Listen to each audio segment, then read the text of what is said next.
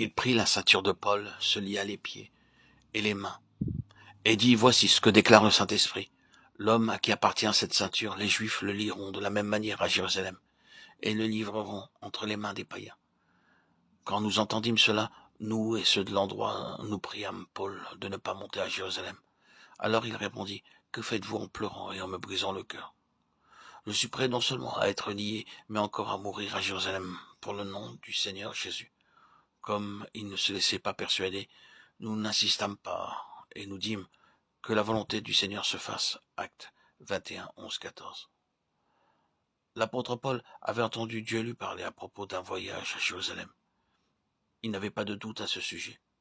En cours de route, un homme nommé Agabus prit la ceinture de Paul et se lia les pieds et les mains, disant, ainsi parle le Saint-Esprit. L'homme à qui appartient cette ceinture, les Juifs le lieront de la même manière à Jérusalem.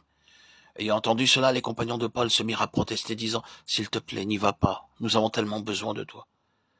Mais Paul répondit, que faites-vous en pleurant et en me brisant le cœur? Je suis prêt non seulement à être lié, mais encore à mourir à Jérusalem pour le nom du Seigneur Jésus. Alors ils dirent, que la volonté du Seigneur se fasse. Lorsque vous aurez reconnu la volonté de Dieu, vous n'aurez ni crainte ni anxiété, mais au contraire une foi forte. Il vous prendra en charge avec tous vos besoins pour tout ce qui vous concerne.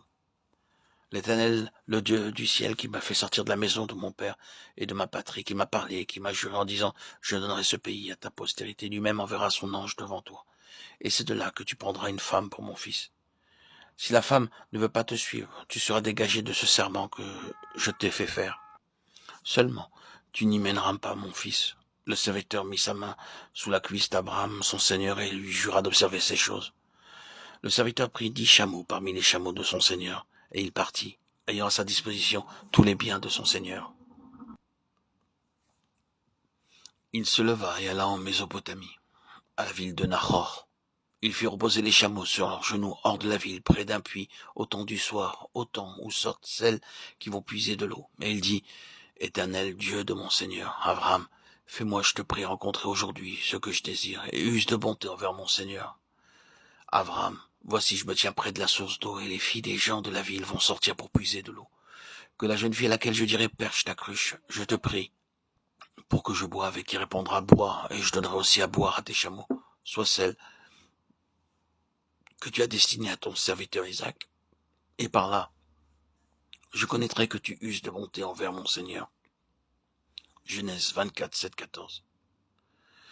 C'est l'évidence à connaître pour la connaissance de la volonté de Dieu, c'est-à-dire un signe qui doit être accompli. Nous voyons ici le serviteur d'Abraham, Eliezer, qui fut envoyé pour trouver une épouse pour Isaac. Abraham avait prié et demandé à Dieu de diriger son serviteur vers la personne de son choix. De même, le serviteur Eliezer, qui était au service de son maître, se mit à prier jusqu'à ce qu'il arrive au village où habitait Rebecca. Et il l'a mis à rude épreuve, disant à Dieu, « Que la jeune fille à laquelle je dirai, penche ta cruche, je te prie, pour que je boive, et qui répondra, bois, et je donnerai aussi à boire à tes chameaux, soit celle que tu as destinée à ton serviteur, Isaac, et par là je connaîtrai que tu uses de bonté envers mon Seigneur. » C'est vraiment un test difficile. Eliezer ne veut pas se laisser impressionner ou gouverner dans son choix par l'apparence de la personne ou de sa famille, mais il veut être conduit par le choix de Dieu. Ainsi, en relation avec nos besoins ou nos plans, nous pouvons aussi demander un signe, et nous pouvons attendre patiemment jusqu'à ce que ce signe soit accompli.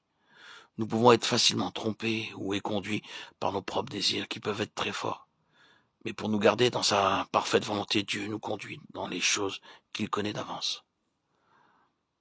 J'annonce dès le commencement ce qui doit arriver et longtemps d'avance ce qui n'est pas encore accompli. Je dis, mes arrêts subsisteront et j'exécuterai toute ma volonté. Ésaïe 46, 10. C'est donc pour nous une garantie, une sécurité de laisser Dieu prendre entièrement en charge nos projets, nos plans, nos intentions.